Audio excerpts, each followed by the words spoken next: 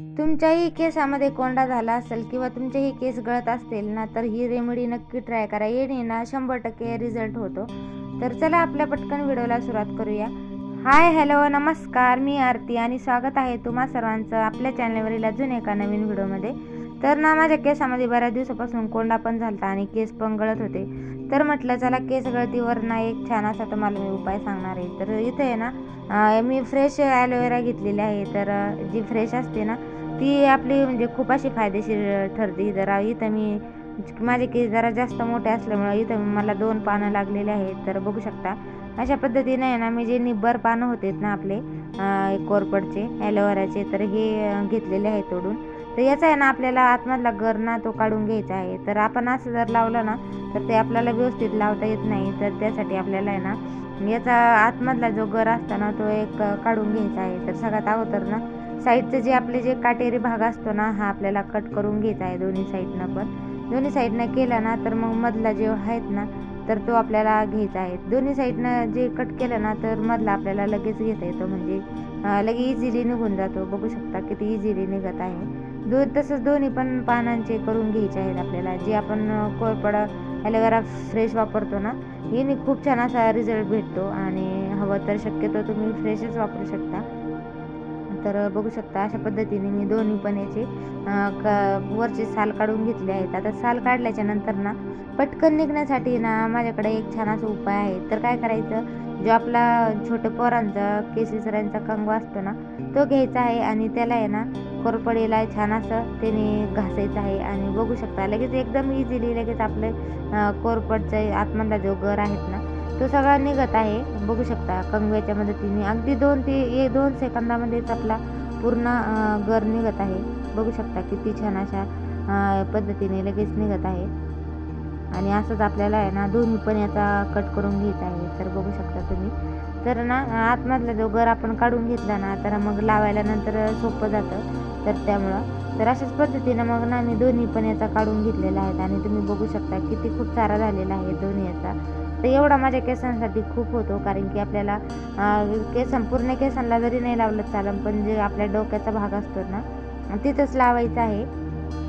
तर बघू शकता अशा पद्धतीने लावायचं आहे. तर हे जर एकच हे केलं ना थोडंसं आपल्याला हलवून घ्यायचं आहे. थोडंसं जास्त हलवलं ना तर लगेच आपल्याला केसांवर लावायचं आहे. बघू शकता तुम्ही केसांवर लावायचं आहे आपल्याला. ती आपल्याला जे केसांचा मध्यम भाग असतो का मध्यापर्यंत तिथं आपल्याला लावायचं असतं. बघू शकता अशा पद्धतीने लावायचं आहे जेणेकरून आपल्या केसांच्या मुळापर्यंत ते पोहोचलं पाहिजे. तर ना त्याने कोंडा पण जातो आणि केस गळतीला पण खूप छान अशी मदत होती. तर ना बऱ्याच दिवसापासून माझ्या केसामध्ये थोडासा कोंडा पण झाला होता आणि केस गळती पण होत होती. तर म्हटलं चला हे ट्राय करून बघूया. तर याने मला जरा बराचसाच फरक पडलेला आहे. तर म्हटलं चला तुमच्यासोबत पण शेअर करूया. तर ना खूप छान अशी ही रेमेडी आहे. तरी एकदा जरी तुम्ही नक्की ट्राय करून बघा. तर बघू शकता मी अशा पद्धतीने सगळीकडे लावून घेत आहे. खाली केसांना नाही लावत आहे, वरती माथ्यावरच लावत आहे.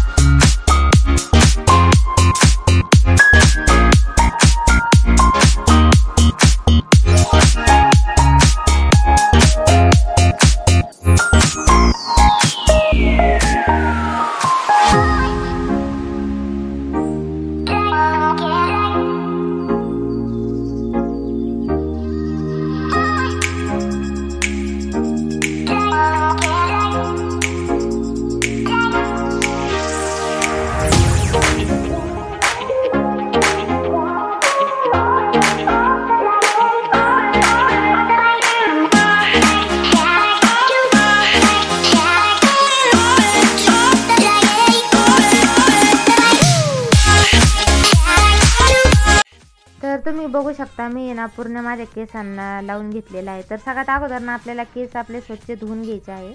तर मी तुम्हाला सांगायची विसरले, सगळ्यात अगोदर ना आपल्याला केस स्वच्छ धुवायचे, कारण की आपल्या केसांमध्ये थोडीशी पण घाण नसली पाहिजे. त्यामुळं ना जेव्हा आपले केस स्वच्छ असतात ना, तर तेव्हा हे छान असं आपल्या केसांवर हे होतं.